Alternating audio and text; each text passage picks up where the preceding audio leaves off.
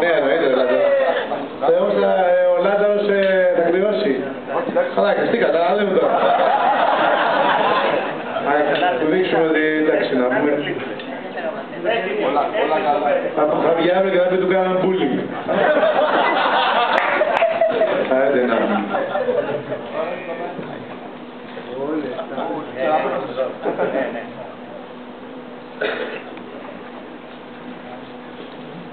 Βέβαια, εγώ είχα πει στις 3 νίκες στην αρχή, θα το φάμε αυτό,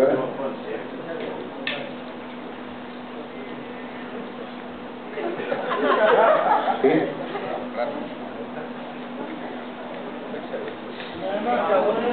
Όχι ρε, τι αποφώνησα, που δεν ξέρω να φωνάτε. Το έχω ακούσει μαζί σου, σε κάθε φίλη σου, σε κάθε σου λέξη.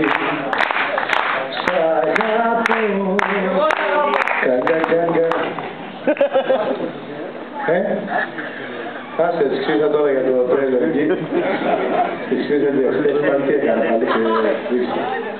Έτοιμοι! Κάνεις τα ξύσα πάλι χέρια. Αρέσει λίγο.